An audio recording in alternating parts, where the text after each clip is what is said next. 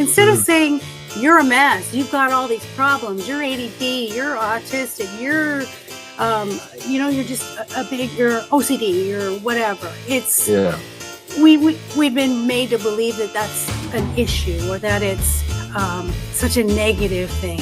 And I've met so many people that have used it. If you find the key to how it can work for you, your life completely changes. Did you have that same experience, Eli? Good day, everyone. Good day to another wonderful day, to another wonderful podcast. And yet again, I know this is going to be an extra stunning one because we had some technical issues straight from the off.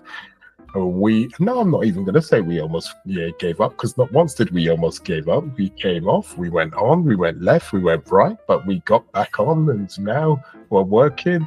And now we're going to create this stunning podcast because we never gave up. And this beautiful lady is called Maureen Scanlon. Is that correctly said? It is Scanlon, yes. There you go. I'm getting there, listeners. Usually the surnames, Clueless Eli does it again, but actually I got it correct. Now, as always, don't have a clue what she does for business. I don't even know what her issues are, but this is what happens. We just have a natural, beautiful conversation, and we go with the flow, and we see how we go. Maureen, thank you for coming on. Maureen, thank you. Thank you so much for having me. And I love that you don't know anything. And I think it's like as if we met on the street and we were like, hey, we're at a stop sign and we're like, hey, how's your day going? How's your day going? Oh, I've been really busy. What do you do? And then there we go. And it's just like that, as if we just cross paths and we need to know more about one another. So I love your authenticity. Oh, that's the way it should be, and that's how I like to gain opportunities and friendships, just by having that natural interaction. So what we're going to do is just ask you, Maureen, what do you do to help people in your successful business? And then we'll go from there. I love it. I love it. So I am a master life coach. I specialize in self-esteem, self-confidence, dating, relationships. I am a best-selling author of 3 books. My books, my brand, everything is geared around dogs because they really were the epiphany moment for me.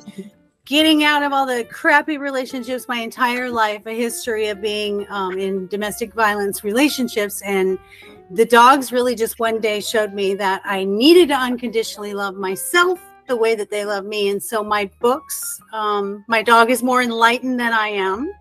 My dog is my relationship coach. And then I also have a children's book that teaches mindfulness and that emotions are good. And that's my dog Bexley is just like me. So I do speaking. I have a podcast, also sort of dog related. The title is I Never Knew, But My Dog Did. And we're going to have Eli on for sure. And it's really about just telling your stories and showing others there's hope. If they're going through the same thing, we can help you get through that. We can show you the resilience that you can have and, give tips. And some of the stories are pretty incredible. I had a guest who was shot 14 times. He was in the SWAT and he laid on the ground for hours until they could get him out of there. So these are intense ones, losing children.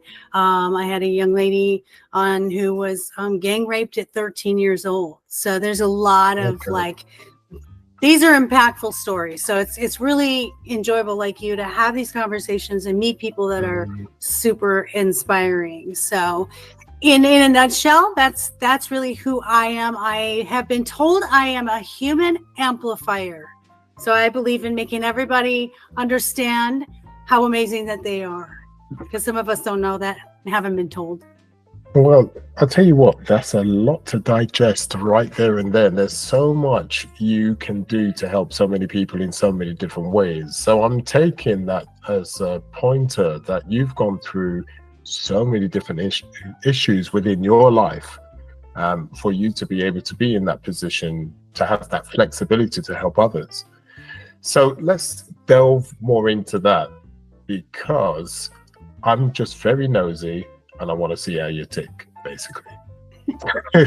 So let's go right back. Now, unfortunately, you was talking about the domestic abuse that you had to go through, and that wasn't great. But before we talk about that, let's go further back to see where certain issues lied within your life. So, what was your schooling situation like when you was growing up? Did you have particular issues, as in communication? I remember you saying something about, before we came on, you said ADHD. Have you got that issue going on? So I take it that you found that later on you had ADHD, or was that an early diagnosis? No, you are correct. I did not get diagnosed until I was an adult. In my second marriage, as it was failing, I finally had someone help me understand what's been going on with me, as well as not only my own struggles.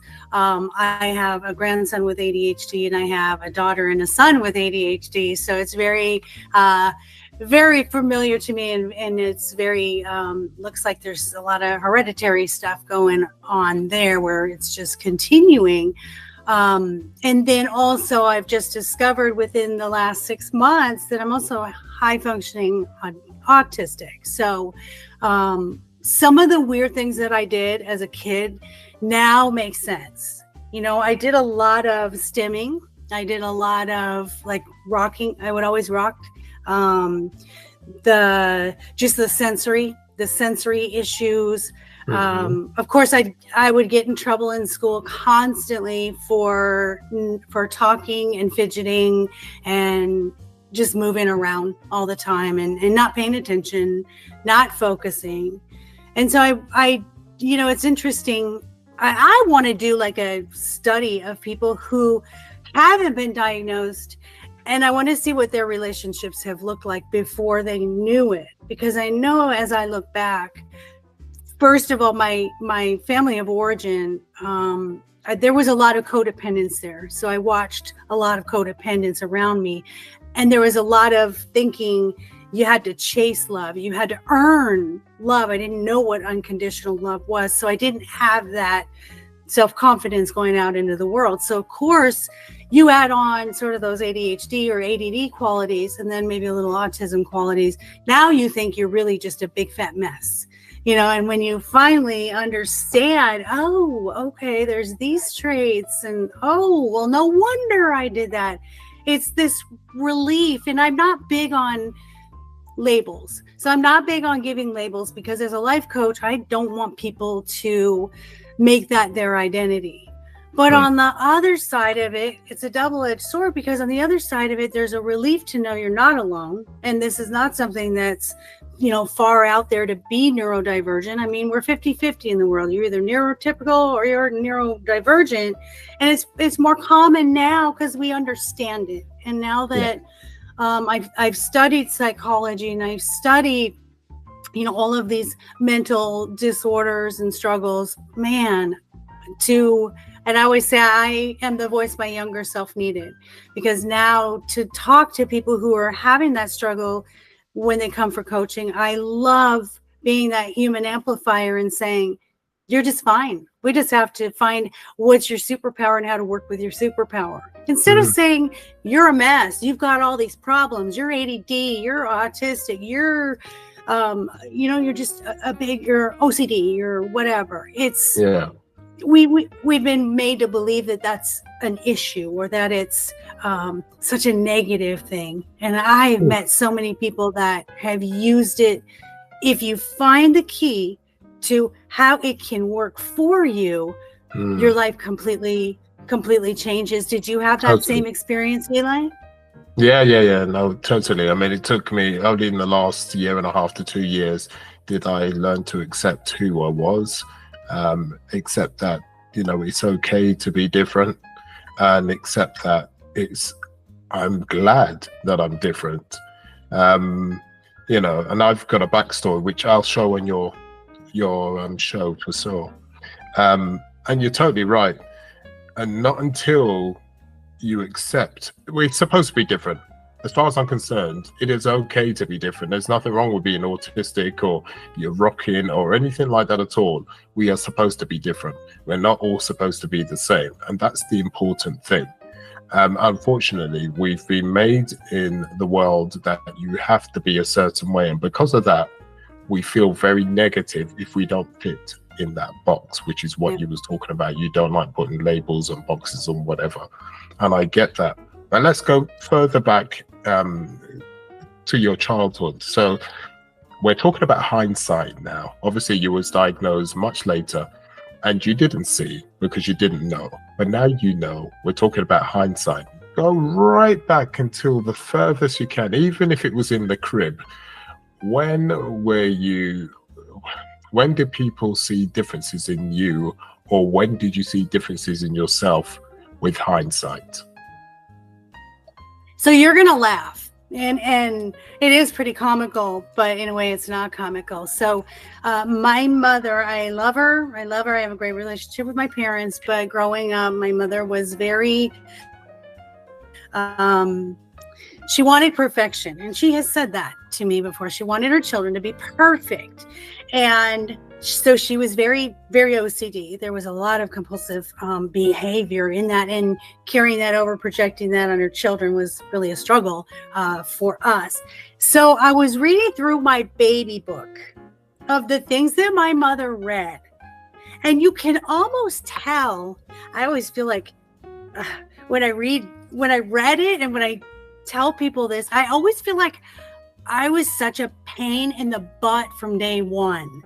You know, I feel like she had notes in there, you know, she has a big temper. She loves to show off. She is very, always moving.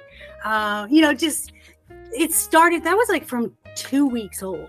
2 weeks old. I'm like, how do you know a child has a temper at 2 years old? I am either hungry or dirty or tired, but it's just interesting. And maybe a lot of that growing up that way definitely had an impact on my codependent mindset of thinking I wasn't good enough and I had to be what people wanted me to be. And that's what codependence is putting someone else's feelings above your own. And so of course, that carries through. And then you add in sort of the neurodivergence, which I'm going to go a little on the spiritual side here. Everybody I know that has been diagnosed with some sort of neurodivergence is also a very highly sensitive person, meaning we're very tuned into other people. We have so much empathy. We feel deeply, more deeply than other people do. We observe more than other people do. When I say it's a superpower, it is a superpower if you view it like you're privileged to have this. You're so fortunate that you've got these gifts that somebody else doesn't have. That's right. Yep. No, you're totally. And we are fortunate. It is a gift. And I really do mean that, not to make us feel better, but it is definitely a gift. So you was obviously growing up with this, and you was obviously seen as different. Your mother saw you as different with all these issues. When you look back, when were the big, massive issues that really made the changes within you, made who you are now? So obviously you was autistic, and those massive issues in school where you may have had problems interacting with the kids or with the teacher or any massive issues, just break down for us where the contrast is when you was actually with other people as a kid. You know, I think I did a lot of the imposter syndrome where I tried to really be something that other people wanted me. I wanted to fit in so bad. I was bullied.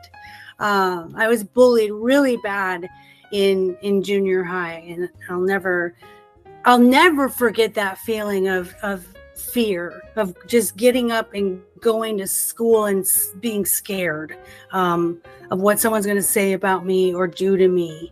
So really the bullying part of that had such an impact. But I remember, here's the cool part of this, Eli, is that I remember through all of whatever I was going through, I still always had this little sort of voice in the back of my head, like, you're different, you're special. You know what? Don't let it get to you. It's okay. I remember feeling that. I remember swinging on the swing set when I was 6 or 7 years old and having deep existential thoughts. How am I going to make a difference in the world? Who am I going to be when I grow up? Like, that's not normal at 6 or 7 to really have such a deep thought. And I can put myself right back there in that moment. My grandparents were caretakers of a church. And there was a little playground, and I would go swing on those swing sets. And there was a Chevron station, I remember. And I would just swing all day. I love to swing.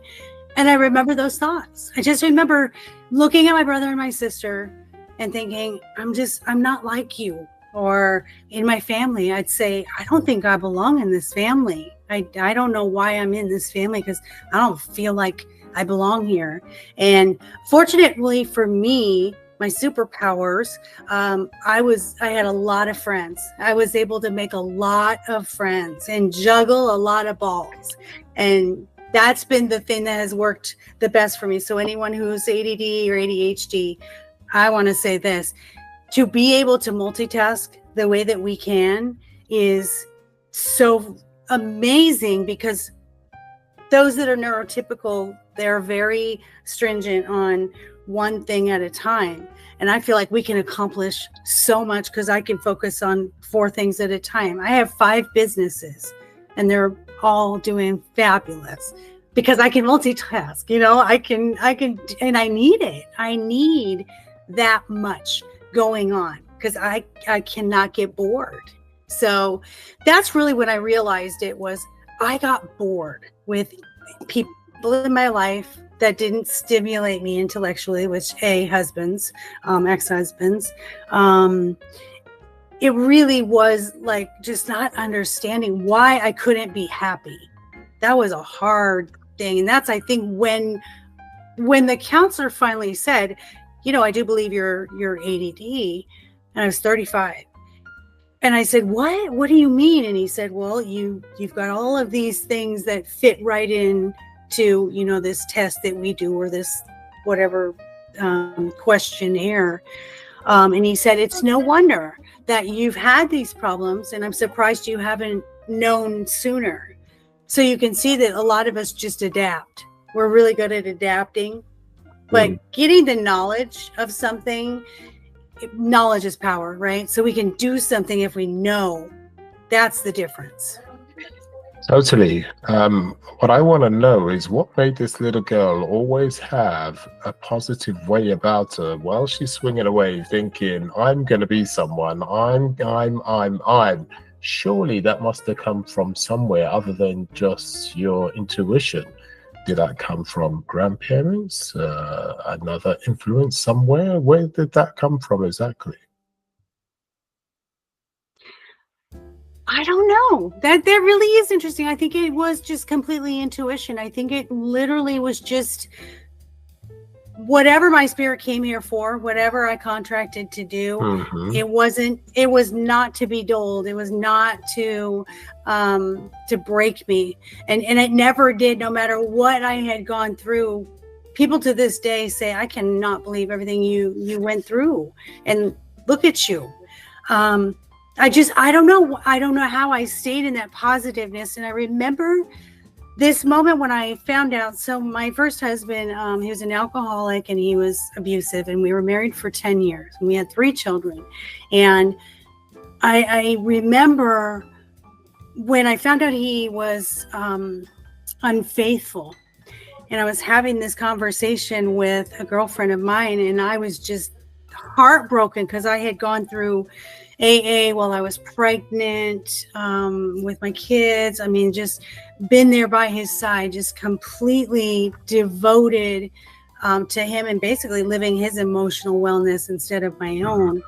But I remember having this conversation, and anyone that knows me knows this story, where I was sitting with my friend and said, I don't know where it came from. I was just sobbing and I was just broken. And I remember saying, it's like he took my heart out of my chest and he stomped on it and then he handed it back to me. And I just don't know what to do.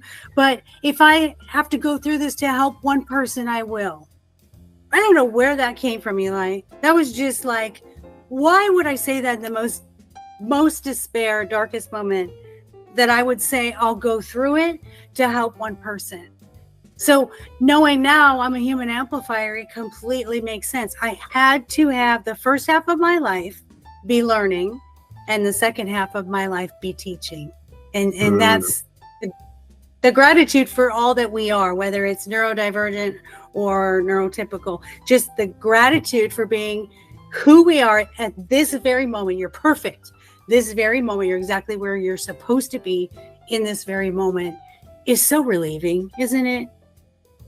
Well, the thing is that, and I say this to everybody, and including my clients and friends, I say to everybody, for you to be successful in life and a great leader, be that in your personal life or in the business life, there's always the same trait. There's always some kind of hardship, because you are learning in that first half. You can't be given a silver spoon. Do nothing with that silver spoon and then expect to do great things while not going through any pain whatsoever. It doesn't work like that. Life does not work like that. You have to go, it's just like going to uni, right? Life is like uni. You go to uni and you have to spend all those nights, studying. You also got to do your job. You've got 3 jobs going on, plus you've got your partner, plus. That's painful to go through that for 3 years. When you come out of that, you come out more intelligent, and more importantly, you have a strength in your, street smart. Why are you street smart? You went through a lot of pain, right? There's no 2 ways around it. And it's the same thing with life. So great leaders come through great adversity. And especially when you're neurodivergent and you have serious problems, maybe studying, trying to navigate life, you go through great pain. And I'm not saying you have to be neurodivergent to go through great pain, but when you have certain issues, you have to go through great pain, and that's one of the reasons why neurodivergent people are great leaders. Because we feel isolated, we're not typical in what society wants us to be, or what the government wants us to be, or how they want us to teach us, and we've had to navigate and find our own way, hence so it's very, very important with what you've gone through. You've gone through a lot of pain, obviously, so this is why I wanted to speak to you about with your diverse way of teaching people, because you're not totally focused on one thing. You can do many things, but for that to have taken account, as I said earlier and before, you had to go through a lot of diverse pain. And this is what I want to talk about. This pain you went through with your husband, with the first husband. Now, he was a drinker. You knew and you were steadfast to who you were, and you were going to be successful. But even though he was bringing you down in more ways than one, how did you get through that, considering you had the kids, you knew he was very abusive, and he carried on promising, but never came through? And so you carried on and carried on. So what was the silver lining? What got you through that situation? And how hard was it really? As I look back, and I think and a lot of people will say this is like a bad thing when you're in survivor mindset. But I think being in survivor mindset teaches us how to be solution focused. I really do. I think we learn how to handle crisis more. We learn how to be more in control of our emotions. As hard as that was, I learned that. I learned as much as it hurt for him to have cheated, I learned I was worth more than that, because I made the step to get out of that. Because everybody asks, why didn't you get out when he was abusing you? And I would say, well, because then I look bad. Then it's shameful for me. But if he cheated, then it looks bad on him. And But so, hold on, let me hold you there. But how do you look bad if he was abusing you? because you allow it to happen. I did. I allowed it to happen. There's no other excuse. I had a part in it. And anyone who says they didn't have a part in their abuse, except for children and dogs. But I mean, as an adult, when you're in a relationship, you choose to stay in a relationship and you're being mistreated in any way, verbal, psychological, financial, or physical, you are making a choice. And so I own that. I like to own that, to say, oh, so let me stop you again. That's amazing. Mm-hmm. And I'll tell you why that is. Usually, people do not say that I allowed it until it's over. But you knew at the time when the abuse was happening that you allowed it. Now that is unusual. And for me, that makes you an even stronger person, because you knew what was happening. You were conscious that you allowed it to happen, but you was also conscious you were staying there because of the kids and to seeing if it can change. And to have that mindset, that steadfast mindset, and still be strong enough to carry on that relationship while knowing it is your fault and you are allowing it, amazes me. That's quite unusual. You know what, part of that is, I was raised that you just do it, you stick it out no matter what. You, as my mother would say, you made your bed, you lie in it. And I'll be honest, it isn't as if I thought I had a choice. That's what keeps us in survivor mode, is when you don't feel you have any other choice. I didn't realize then that I did have choices, but my focus was on making sure my kids were good, making sure that they were mentally and emotionally healthy, as well as being provided for. It was a big struggle after the divorce when I was taking care of the three of them and I wasn't getting any financial support. So you're financially abused in a way that you have to stay. You're psychologically abused, where they say, no one's going to want you. You have three kids. And then you're obviously physically abused as well. So all those factors keep you there. But I do believe we all know. We all know when something's not right in our lives and something's not serving us, whether you stay in a job you hate, whether you stay in a family you hate, or you stay in a relationship, that those things that don't serve you, when you stay in them, you know it's happening. And it just depends on how strong and resilient we are when we get out of it. I find the younger generation is amazing because they don't do what my generation did. We really were sort of just stick it out, stay in a job for 30 years that you hate, and then you can retire, or, stay with the husband till the kids are grown and then you can divorce. That was sort of the mentality of our generation. Now, I mean, I have a 35-year-old, 33-year-old, and a 26-year-old. Hold on a minute. Roll back. You have a what-year-old? So I have three grown children and a stepson, 35, 33, and 26, and four grandchildren. Listeners, the reason why I said this, because when she says 35, I'm thinking, you look nowhere near that old. And that's why she shocked me with 35. So I was really shocked with that. But I diverse. So let's go back to the conversation. So as you were saying, just that the younger generation, they're so much more in tune with what they want. And I'll give you an example right now. I have guardianship of my grandson. He's been with us for 3 years, and it is so cool. He's such a free spirit. And I remember the pressure we felt in high school, like, you need to know what you want to do with your life, right now. And none of us knew. Nobody really knows. You kind of fall into stuff that you're passionate about, or you follow something that you think is going to be fun for you. But what's cool was they're not pressured the way that we are. At least I'm not pressuring my grandson. And so I say to him, well, what do you want to do?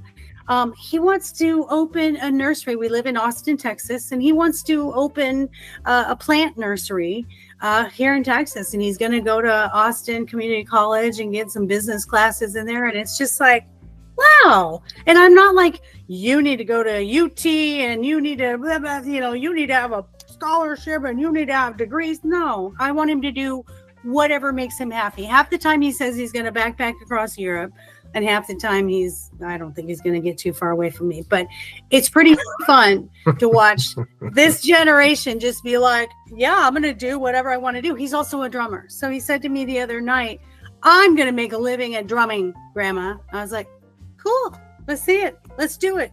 And I don't know if you were that in our generation, I was discouraged to do the thing that I really wanted to do, which was be an actress. That was like my dream, was to be an actress. And I remember, telling my parents, and in essence, they said it a little harsher, but in essence, they said, you just don't have what it takes. So you might want to think of a plan B. Oh, really? And I had a full scholarship. Yeah. And I had a scholarship and everything that I could have gone to college, but no, instead so maybe that's why I fell into the marriage. Or, you know what I mean? And I think being an empath, I think being neurodivergent, I'm a fixer, but I was fixing the wrong people in the wrong way. I don't need to fix anybody. Now, as a life coach, I'm helping people fix themselves. That is the difference, right?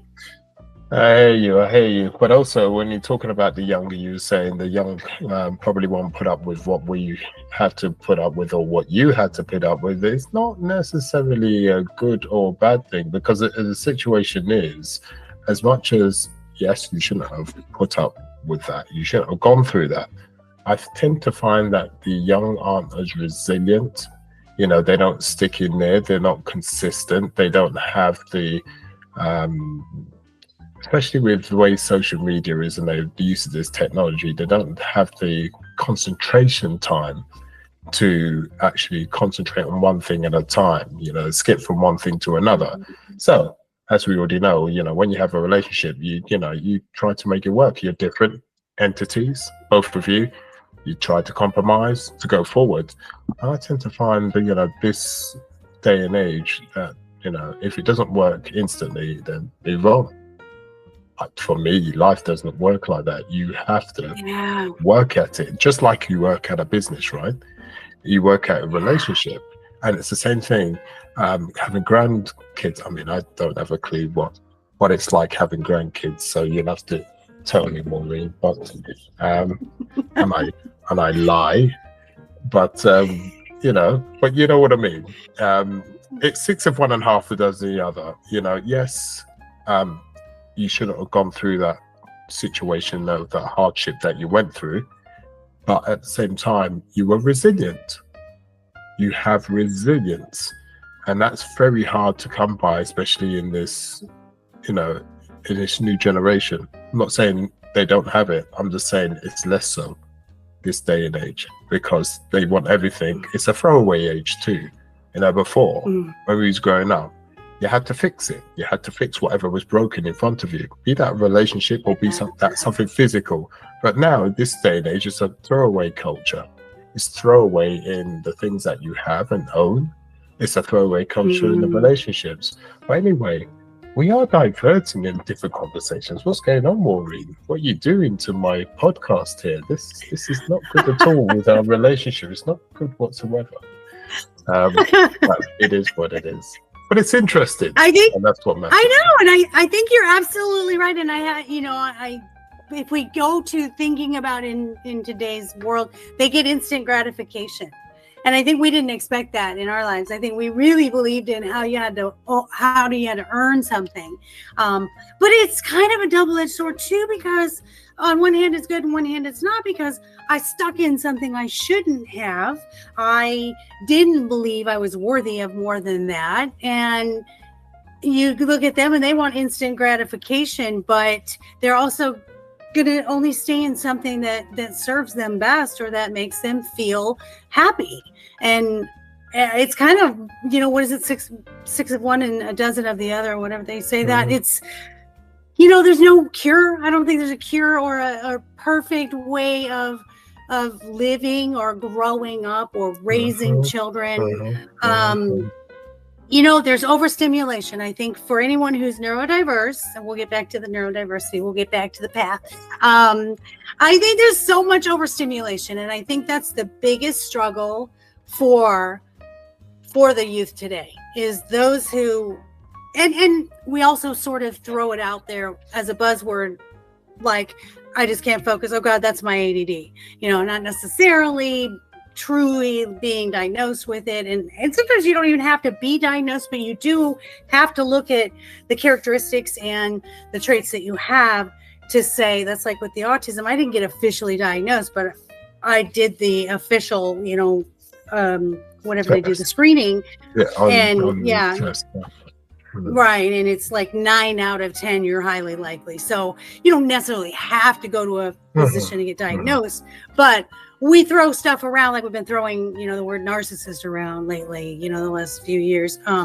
There really is psychology too. You have to follow certain traits. You have to really have those things. Just like you can't go to the doctor and say, I had a heart attack, but I don't have any chest pain. You've got to have certain things to relate to that actual diagnosis or that disorder. So that overstimulation, the use of some of the terms with neurodivergence. Oh, I need everything perfect. I'm so OCD. No, that's not it. And I'm certified in coaching neurodivergent people. So even more so, because I was fascinated just with my own. And then once I was doing the studies to be certified to help others, I thought, gosh, I would be so passionate about helping people that are not neurodiverse, because I get it. That's what makes you good, is when you've been through something. I think traditional therapy it's okay to, I always say traditional therapy is to discover and life coaching is to recover. So it's good to figure out what's going on. But I think as far as staying in that's where we go wrong. We've got to move forward with, how do I find coping skills? What tools can I use that work for me? Disorganization. I'm very impatient. That's a very big trait of mine. So I'll teach my clients, I'll say, you got to do a priority system. When they say, oh, I'm overloaded, I'm overwhelmed, Maureen, if I can't do all of it, I just don't do any of it. And I'm like, okay, we got to take a bite. We got to take a bite of the hippo here. Prioritize your ABC system. A has to be done. I have time constraints. B needs to be done in the next week or two. And C, I'd like to do it, but I don't have to do it right now. And boy, that just clears everything up. So those are the kind of tips and things that I use, not only for them, but for myself as well. Do you have anything that you do? Yeah, I mean, I'd use it for my clients to focus, because as I briefly said before we came on here, I use technology to help people to focus, to automate everything. But I have a habit of trying to try every single thing out that comes out there, which is a typical man, but even worse. But I've had to put certain systems in there, and I call it the 3-step system. If I use anything, say for instance, I need something for taking my notes, I'll only use 3 things that allow me to take my notes. And then I go, right, I like those 3 things, but this one I'm going to focus on and only use those, and use that one. And the other 2 are backups. And I keep that as a rule nowadays, because otherwise I just go round the mulberry bush, trying everything and anything. So I make it a rule. So I keep focus. I automate everything to keep my life easier, and plus to keep my hands out of the cookie jar, right?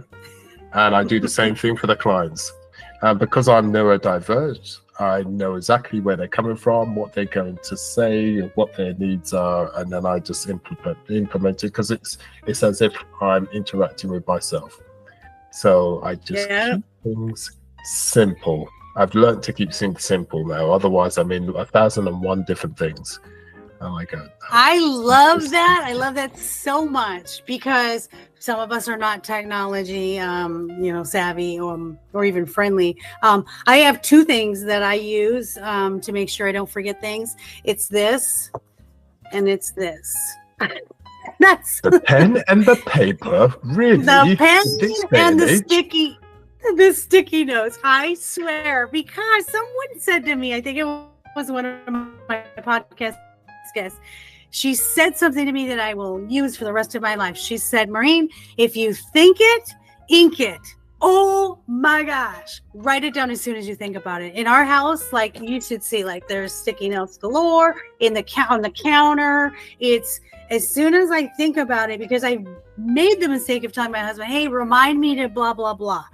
Then I started texting myself, which is really helpful too. I'll text myself stuff I need to remember. But I'm such a visual person that I have to see it. It has to be right in front of me. My grandson and I, the other day, his room. Okay, he's a teenager, right? He's going to be 17 in 6 days. He has everything out, like displayed, like shoes, and then everything's like out. And I'm one of these where let's put it away, but somewhere where it's organized, where you can see it. I said, can you put some of that like in the closet? And he goes, if I don't see it, Grandma, I won't know it's there.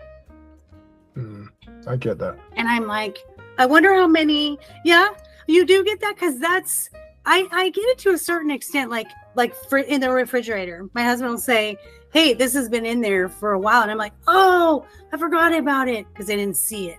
But for him, like it has to be literally out in his visual space every day to remind him this pair of shoes that he has. If it's in the closet, he forgets he has that pair of shoes. Is that common for you? Is that something, how about listeners? Anybody else struggle with that? Because I'm more of the maybe organized chaos. Like I need everything organized. Otherwise I'm like overwhelmed. Me personally, I gotta have things organized, but I also like things where I like to see them. Otherwise, they disappear. Does that make sense? So I have a lot of clients, the older clients especially, they have difficulty with computers, and I totally understand that because they can't see what they're dealing with. All right? Yeah. Right. You have folders on the computer, that's fine. But you have cabinets in real world. It's very easy to open up a cabinet and it's all tagged up. You see those tags? Anybody can deal with that, be you techie or non-techie. That's easy.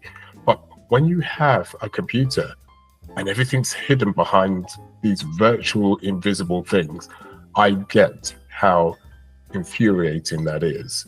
And that's what it's like for most people, especially for older people. So when I have my clients, I physically get a help and they go, I just don't know what I'm doing, because so I have to put things in a way that I can see things, but I also use their sticky notes, right? Because I use them too, because I'm using it right now, because we're having this conversation, right? And if I don't put it down, listeners, I'm like a fish. I'm like, what's your name? What's your name? What's your name? What's your name? Yeah. So, and you know, like it's even worse, and I'm gonna like literally go off the path for just 1 second, and you're not gonna understand this, but I'm gonna speak to part of your audience right now. What's even worse is when you're neurodivergent and then you are over 50 and you've got menopause going on, because you already have a foggy brain from menopause. And sometimes I'm like, is it my menopause or is it my neurodivergence? It's like, I'm just a mess and I can't remember anything. Words. This is, you'll get a kick out of this. Words. I forget words. I'm very big my whole life. I love vocabulary. I won first place in the 6th grade spelling contest. So I'm just saying, I love words. But I cannot come up with certain words now. I mean, I'm an author. I mean, I wrote 3 books, for crying out loud. Why? I can't come up with simple words. So now I hope you guys can relate to this, and I hope it's not just me, but I describe what I'm trying to say. So we were in a vehicle we were in my husband's car the other day, and I said, we want to get my grandson a car because his birthday is coming up. And I said, but does it have one of those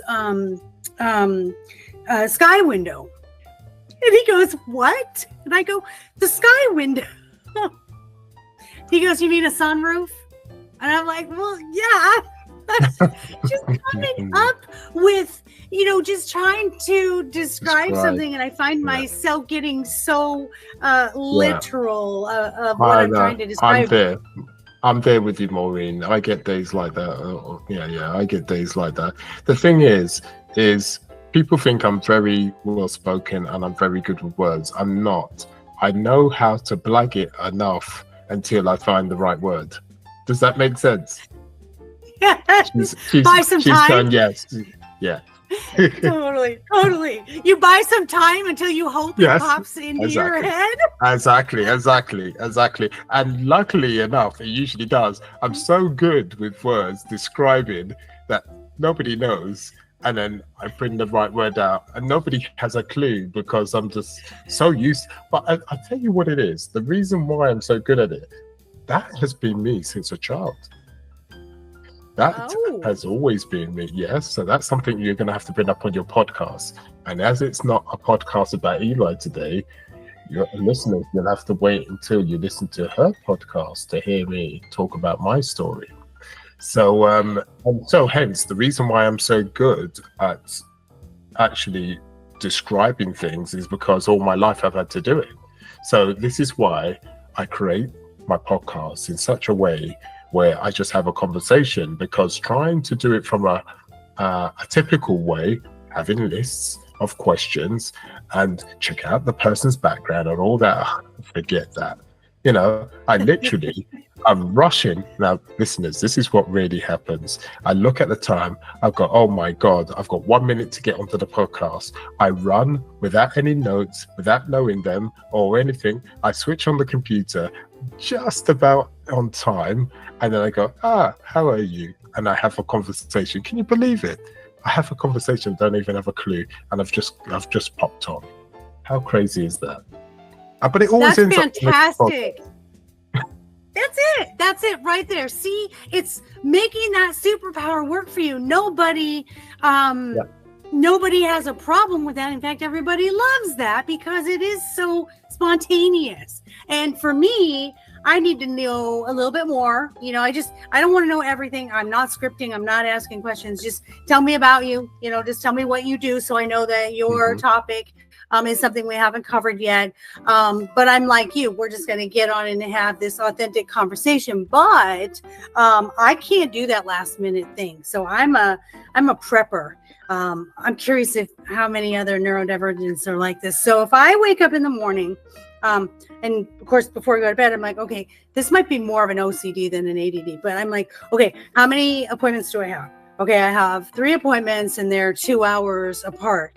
And then somehow the next day something comes in and they're like, oh, hey, I need to jump in and have a call with you.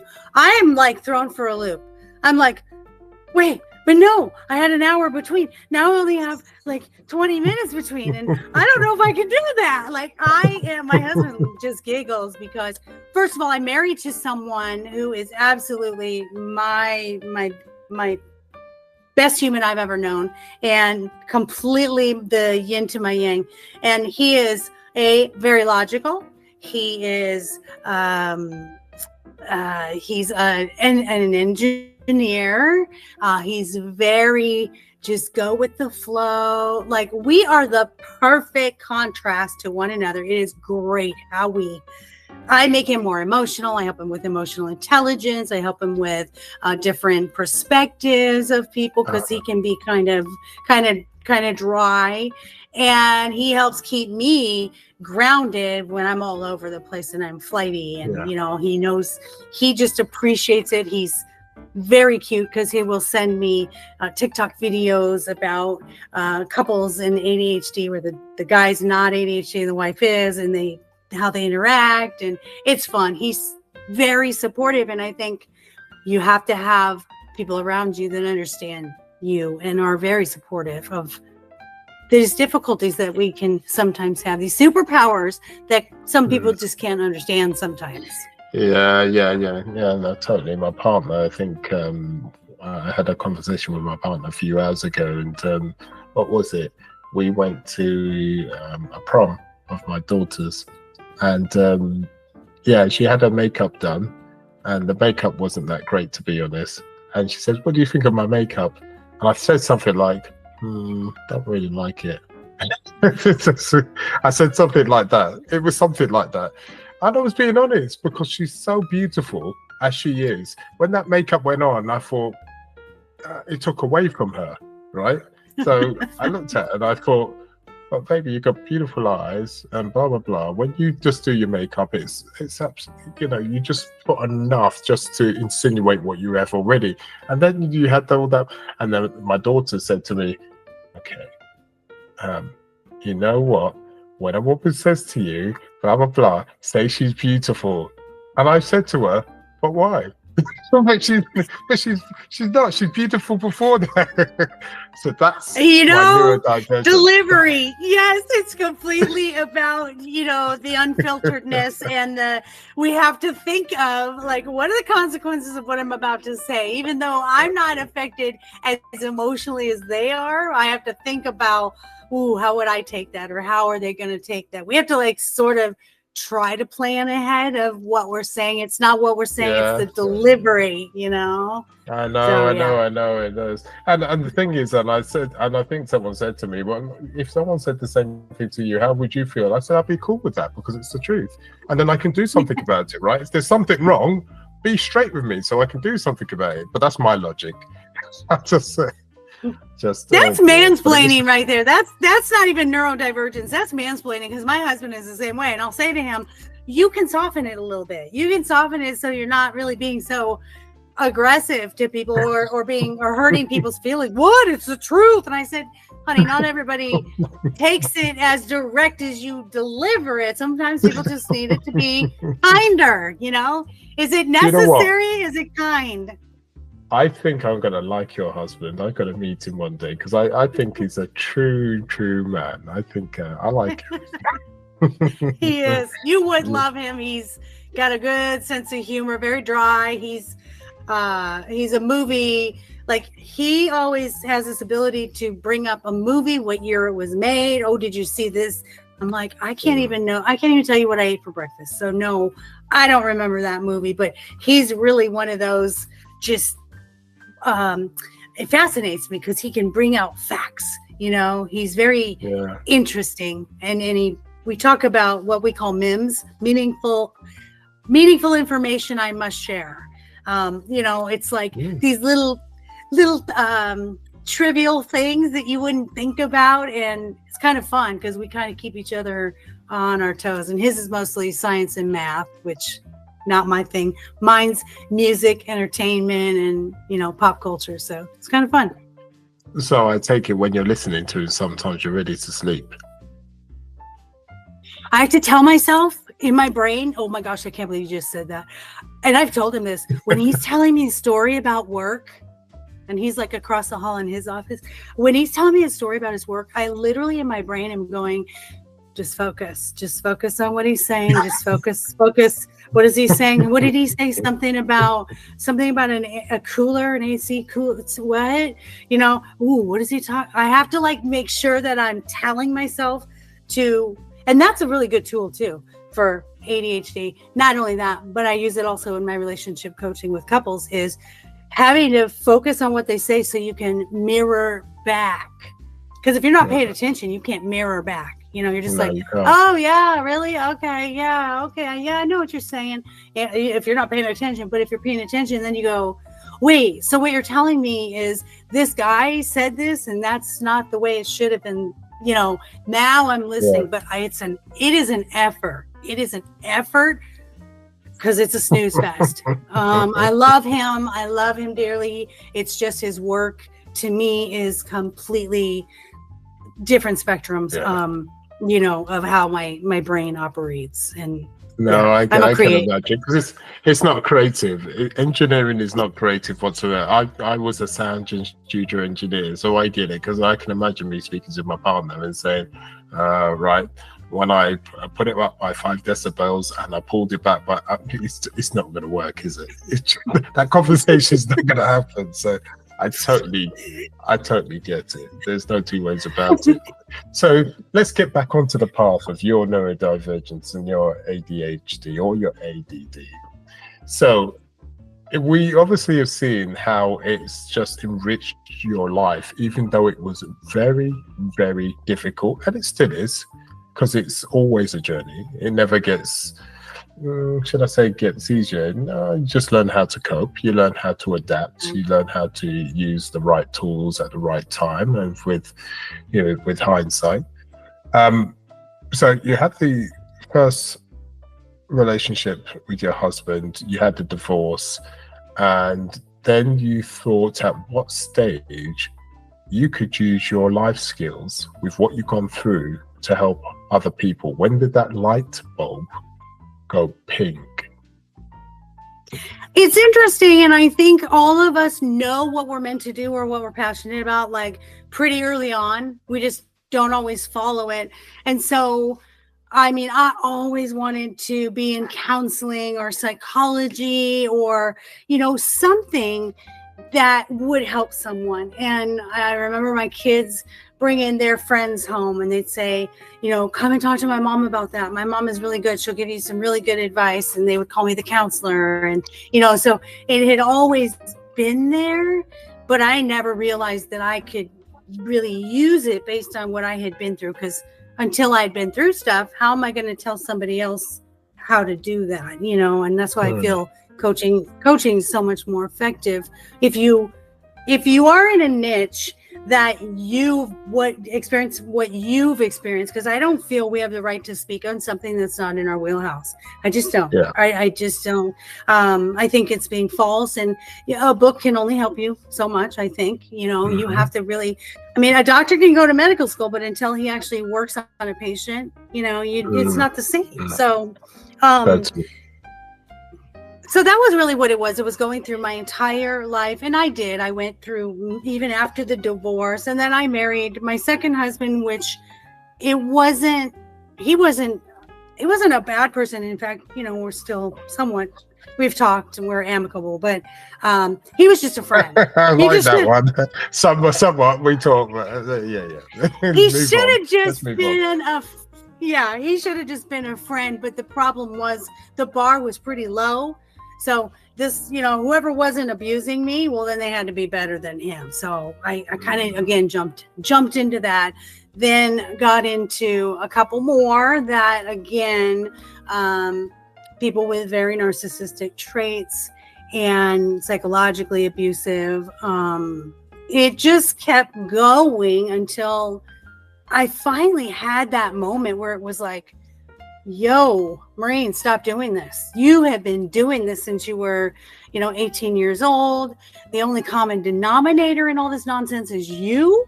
So let's figure this out. Let's find out why this isn't working. And I sat in my room, and back to the dog thing, I sat in my room and just tried journaling and figuring out what is going on here. Why do I feel like no one can accept me, or no one is kind back or gives back? And that's when the dogs were like just staring at me, and they were just there. And it was just that moment of like, almost like they were like communicating, obviously without verbal, but saying, look, love yourself. You gotta, you've got to figure out how to love yourself in order to attract people that are going to love you. And that was a really big moment for me. From there, everything changed. Everything changed for me when I made up my mind. And this is one of the biggest things I do for people who are recovering from divorce, or people who are dating, or people who are in relationships and having struggle. Until you love who you are, you cannot accept someone to love you like that. Like, don't look for someone to fill the gap of the self-love that you're not giving yourself. Right? And you can't surround yourself with negative, toxic people and try to live a positive life and try to uplift yourself. It's impossible. It's counterintuitive. So that was really for me when I determined that I would only do things that served me going forward. I would never settle again. What I do with my coaching is we create an avatar. And so I created this avatar of what I needed on a soul level. I need these things on a soul level. And that way, when I went back out into the dating world, if they didn't meet that, it was like, okay, cool. You're not the one. We're just not a good fit. Before I'd be like, well, I got to make this guy fit. I gotta make this work. I gotta make him love me. And no nonsense. Okay, let me just stop you there, just quickly. Let me just stop you there quickly. Let's go just back a bit. What was the straw that broke the camel's back for you to make that decision? The final relationship that I had kicked the last one out, and again, looking back at who he was just same guy, different face. I just kept choosing the same man, different face, because I hadn't changed. So how could they change? And just finally being on my own again and saying, you don't need to do this. You don't have to be in a couplehood. In my family, nobody had been divorced. Nobody was single. So my belief system was, you're not really worth something if you're not in a couple. And that's not true. So that was the catalyst for the change. And then starting to do things on my own and by myself. That's what really helped me build that self-esteem and that confidence, saying, I'm not just a wife. I'm not just a mom like I've been for the last however many years. I'm actually fun to be around. I'm a good person. I'm kind. I'm giving. I'm caring. I'm compassionate. So being able to look at myself with clear eyes instead of, being clouded by what I've heard my whole life, the negativity or the abuse. I now was able to sort of clear through all that and say, you know what? You're a good person. And you know what? I remember going out in the dating world for the first time and sitting across from someone and thinking, I went from, oh, I need this person to love me, to they have no idea how lucky they are to be sitting across from me. And that might sound, a bit braggy but I had to get there. I had to get there. That's a beautiful switch. That's a beautiful switch. And that's the right switch to have, because you accepted yourself to show yourself how beautiful you were as a person, how right you were as a person. And so other people should be able to think the same thing about you.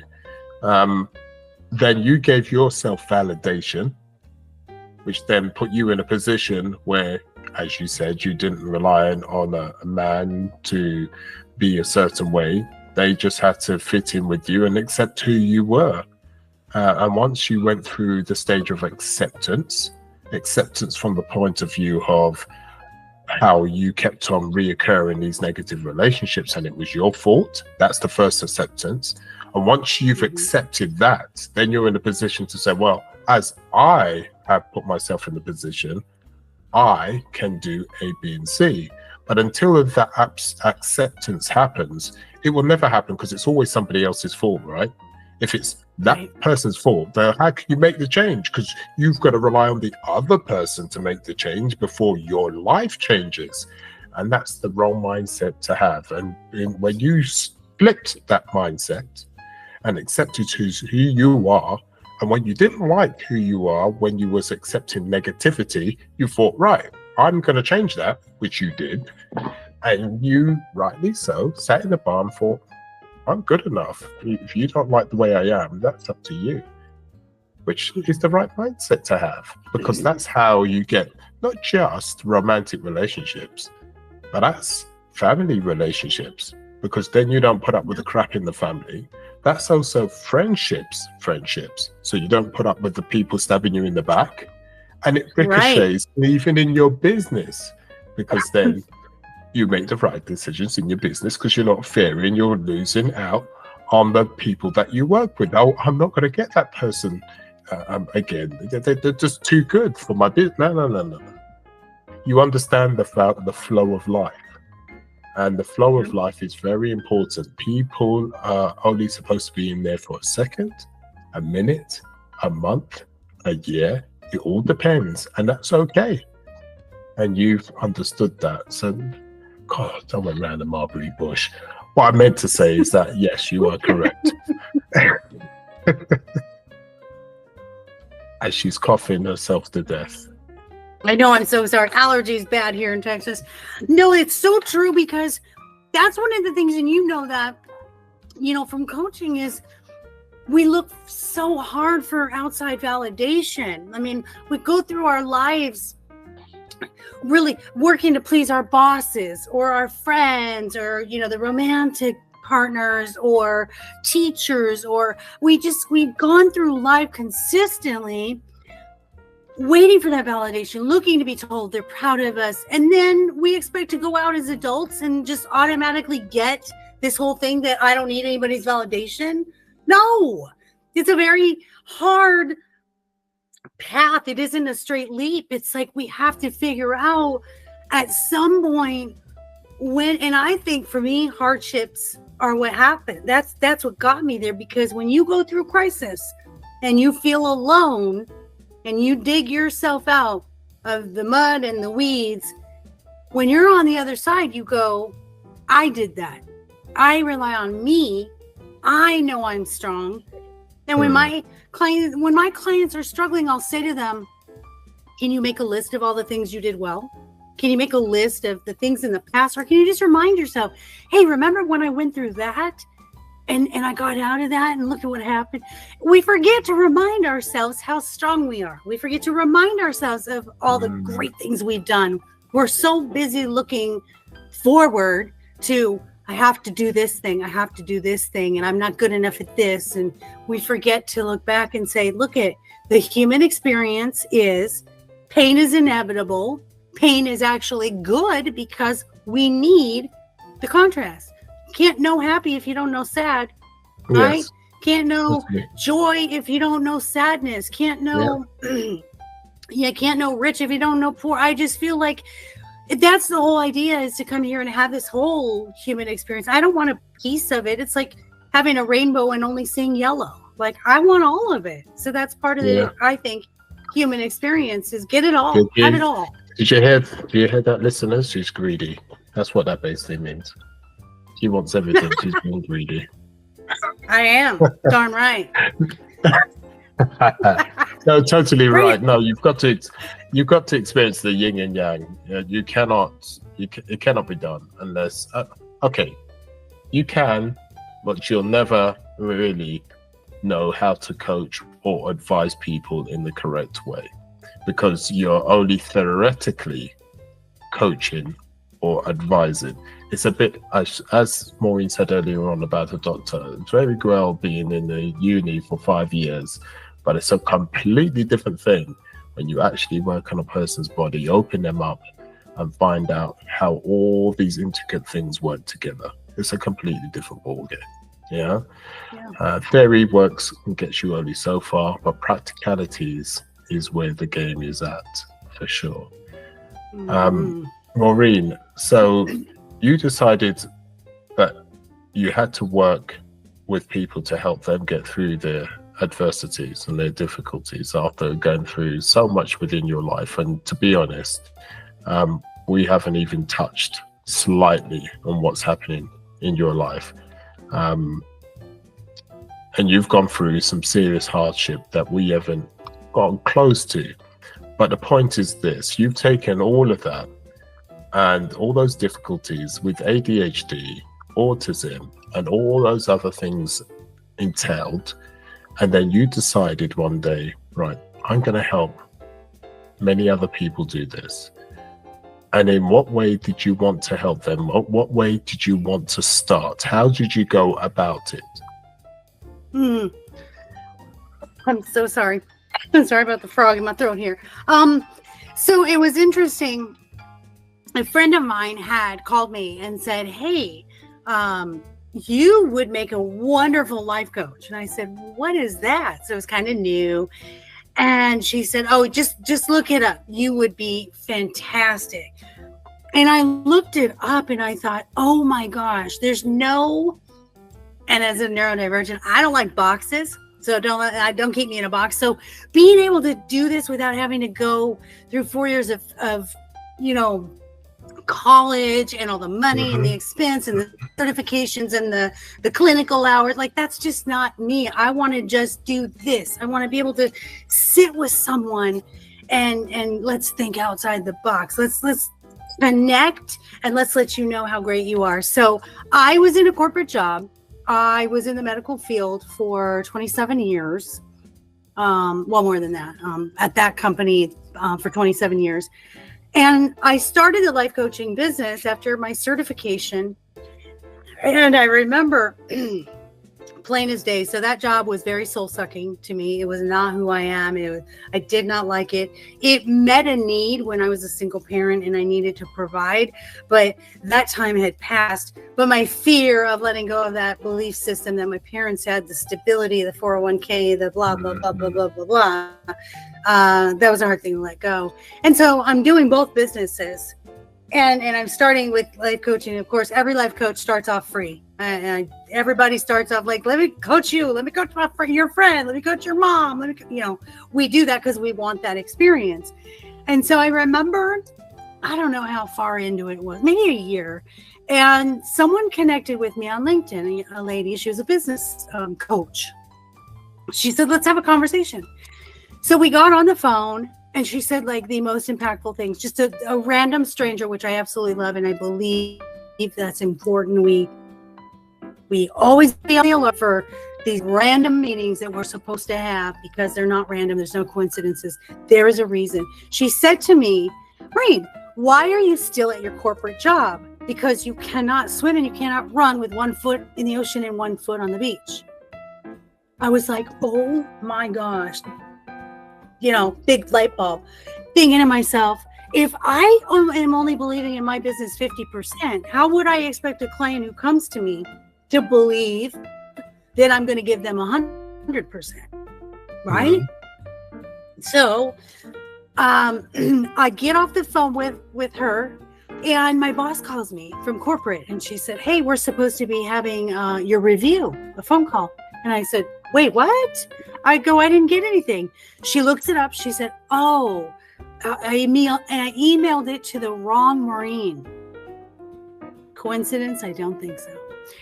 And I said, oh, okay. She goes, well, can you talk now? And I said, yeah, sure. That'd be great.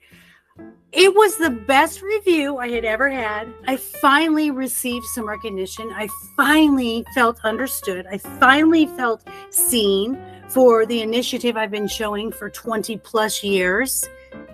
And it was so anticlimactic that at the end of it, I said, I really appreciate this. And thank you so much for that great review. It's the best one I've ever had. But I just want to let you know I'm going to be retiring in 2 months. And they were like, what? Yeah, that was it. I knew that's where I was going. I knew that I was being told, Morén, that was not coincidence. That was organized for you to tell you, this is where you belong. This is where you belong. We got to listen to those voices. We really do. We have to not think they're just crazy, delusional voices. They're like real voices saying, I'm guiding you. Yeah, doing well. Do you know what? I'm going to have to put a line in the sand. There's so much more I want to speak to you about, but if I don't, my child is going to be fuming even more. I'm sure you've heard it in the background crying, daddy, daddy, daddy. So this has been a wonderful, wonderful podcast for sure. Look, listen, how do people, before we do go down that road, is there anything you want to give the listeners, any information whatsoever, a bit of line of gold to help them through their path? Anything we've missed? And if you could leave one thing and say one thing to them, what would it be? Oh, there's so many nuggets that I have, and I think the biggest thing that we go through life worried that we're not doing enough, we're not doing the right thing, we don't know how to make the right decisions.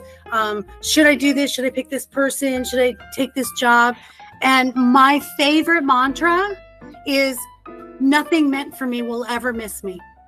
So know that when something's meant for you, it'll be right there. You'll be ready for it, and it'll be brought to you on a platter, and you'll know exactly what decision to make, just like I did that day when I'm like, this is it, time to retire. So be brave, be bold, be ready to take a leap, take a jump, and don't overthink.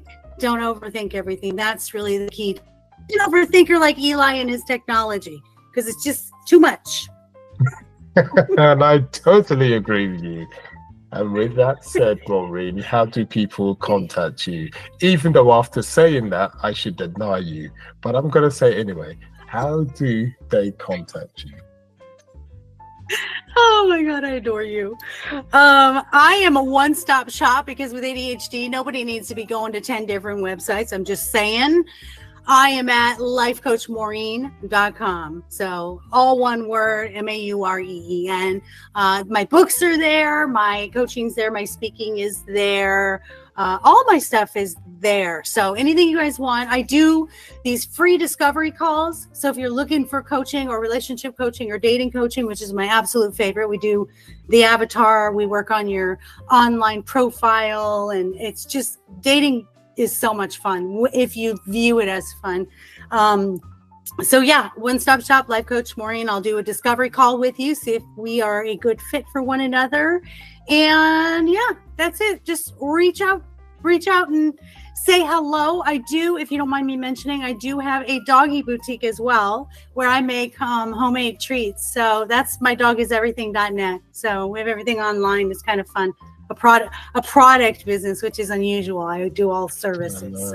And Maureen, there was so much I wanted to ask actually. That's but we just run out of time, because I wanted to talk about the dog side of things, because that would have been funky to speak about, but it is what it is. Listeners, as always, look down below. You'll find a link to be able to go to our website. If you want to copy and paste or click away, you can.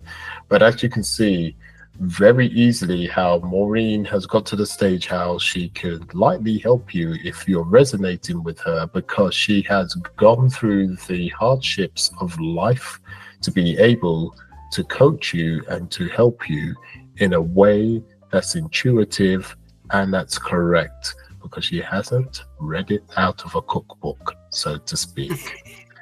So right. She's the lady to go to, and trust me, she's got a beautiful smile. So if you can't see that smile now, as my grandfather would say, your smile, it's sunshine, and that's the way it should be. So please, if you're resonating with this lady, it's not going to cost you anything. Just see with a discovery call and just take it from there. And I will surely be going on her podcast, probably making an ass of myself. But hey, if you don't try, you never know. So only time will tell. I love it.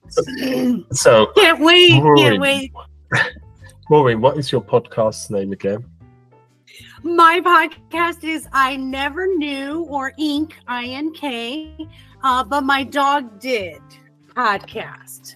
And it's on Apple and all those places, Spotify and all those. And we have 5 stars, all 5 stars on Apple. So kind of fun. We're in the top 5% globally per listen notes. So it's a fun podcast because it's just like this. It's just real people talking about real things and giving all of us just hope and inspiration that we can do it. Whatever it is in this human experience that we've contracted to do and learn, you can get through it. And we're here to help each other. That's what this life is about. We don't do anything alone in this life. And there you go. And with that said, everyone, I hope you all have the most wonderful day. Maureen, thank you for being with us. It was a real pleasure. Thank you. Thank you. You're amazing. Oh, I don't know. You're all obviously after something, peppering me up, ready for your podcast. I think you're just trying to sweeten me up, and then I'm going to get the real shabam on the day, and I'm going to get the shock of my life. But anyway, we shall see for sure. In the meantime, everybody else, I hope you have the most wonderful day, and sayonara.